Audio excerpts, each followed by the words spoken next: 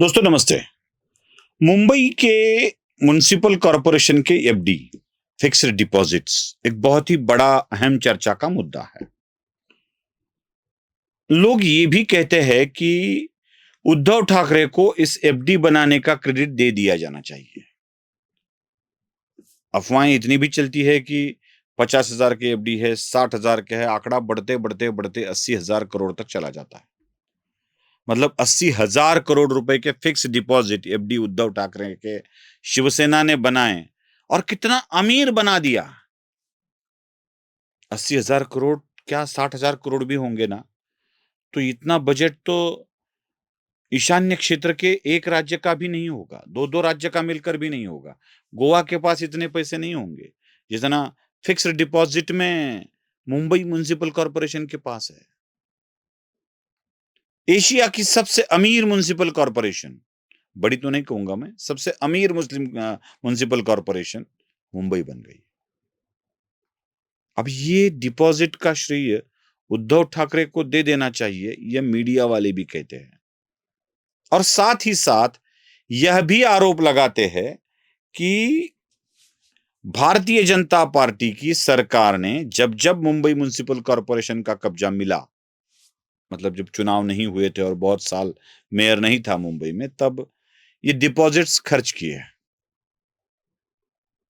पैसा निकाल लिया। अब बहुत कम बचा है, 50,000 के करीब कुछ बचा है, 30,000 करोड़ रुपए खर्च किए, ऐसे आरोप लगाए जाते हैं। सच क्या है? मीडिया तो ये सवाल दिन दहाड़े खुले में सबसे पूछती है। परसों एक डिबेट शो हुआ, चर्चात्मक कार्यक्रम हुआ स्टार एबीपी न्यूज के साथ। उसमें शायद नाविका थी या कोई और था, मुझे पता नहीं है कौन है एंकर। उन्होंने देवेंद्र जी से सवाल पूछा कि इसका क्रेडिट तो कम से कम आप उद्धव ठाकरे को देंगे।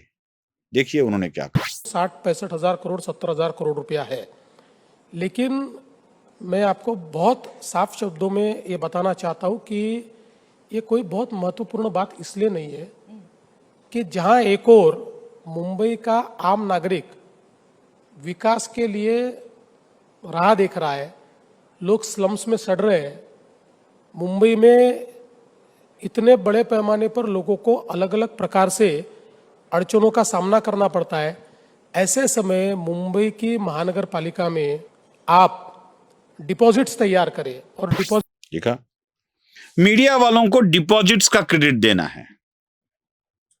बहुत पैसे बनाए, बहुत पैसे जमा किए, बहुत पैसे जमा किए, लेकिन बीजेपी ने खर्च किए। मेरा सवाल एक है, बहुत सुंदर बीवी लाए हैं घर में, बहुत ही सुंदर, इतनी खूबसूरत कि सारा गांव देखने को उमड़ आता है। बहुत खूबसूरत बीवी है, बहुत ही सुंदर है, इतनी सुंदर है कि बस छूने मात्र से ही लाल हो जाएगी। जरा भी सूरज की रोशनी ज्यादा गिरी तो लाल हो जाएगी, खराब हो जाएगी त्वचा उसकी, इतनी सुंदर है।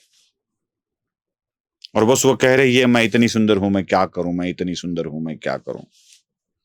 लेकिन ना वो घर के कामकाज कर सकती है, ना अपने पति को वंश बढ़ाने के लिए बच्चा दे सकती है। क्या फायदा? वैसे मुंबई म्युनिसिपल कॉरपोरेशन के ये एफडी किस फायदे के? अगर मुंबई के लोगों को ये कुछ नया इंफ्रास्ट्रक्चर दे नहीं सकते तो फायदा क्या? और सबसे अहम बात, सरकार नाम की एक व्यवस्था होती है जिसे हमने कल्याणकारी राज्य कहा है। क्या इस कल्याणकारी राज्य में ऐसे एफडी जमा करना संस्थाओं का उद्देश्य है? बस गड्डी के ऊपर गड्डी, गड्डी के ऊपर गड्डी लगाते जाओ और वही अच्छा। मतलब मुंबई में ट्रैफिक जाम हो रहा है, होने दो, रास्ते मत बनाओ, गड्डी के ऊपर गड्डी लगाओ।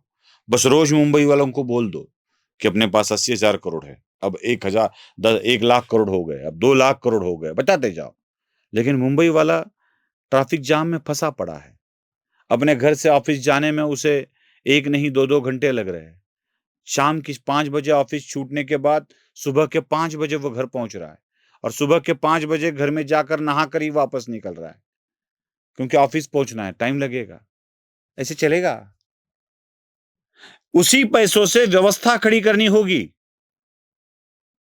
और उसी के लिए वो पैसा खर्च होना चाहिए। नहीं तो मुंबई के लोग टैक्स से पैसे दे रहे हैं, क्यों दे रहे हैं? इसीलिए दे रहे हैं ना कि वो कुछ व्यवस्थाएं खड़ी किए जा सके। और उद्धव ठाकरे है कि इस व्यवस्था के लिए पैसे खर्च करना ही नहीं चाहते थे। ये मैं नहीं कह रहा हूं, देवेंद्र फडणवीस कह रहे हैं कि उद्धव ठाकरे ने मेट्रो के लिए पैसे देना मना कर दिया था। सुन लीजिए। क्योंकि जिस समय इस मुंबई के मेट्रो का नेटवर्क मैंने शुरू किया, देश भर में जहां महानगर पालिका के क्षेत्र में मेट्रो का नेटवर्क बना, सब जगह महानगर पालिका ने 25% कंट्रीब्यूट किया है। सबसे अमीर महानगर पालिका मुंबई की थी जी। और जब मैंने मेट्रो का नेटवर्क तैयार करना शुरू किया तो उद्धव जी ने कहा कि हम नहीं देंगे, हम एक पैसा नहीं देंगे। तो मैंने कहा कि ठीक है, मुझे तो मेट्रो तैयार करना है, तो मैंने MMRDA के माध्यम से कर्जा खड़ा किया। तो अब आप देखिए, इसको आप मूर्खता नहीं बोलेंगे कि मुंबई के लोगों के लिए मेट्रो तैयार करनी है तो मैं 9% से 11% से कर्जा लेता हूं और 4% से पैसा पड़ा हुआ है। सुना? और एक अहम बात, ये छोड़ दीजिए कि मैं इसके लिए नहीं दूंगा, उसके लिए नहीं दूंगा, ये छोड़ दीजिए, ये राजनीति हो सकती है उसमें। मैं आपको एक अलग बात बताता हूं जो खुद फडणवीस ने भी बताई है। वो कहते हैं कि म्युनिसिपल कॉरपोरेशन के एफडीज का बैंक वाला रेट 4-5% से ज्यादा नहीं है, क्योंकि वो म्युनिसिपल कॉरपोरेशन की एफडी है।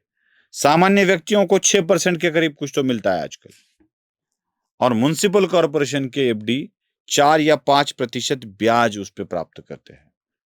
मतलब अगर 100 करोड़ है तो उसमें 5 करोड़ ब्याज ज्यादा से ज्यादा मिल पाएगा।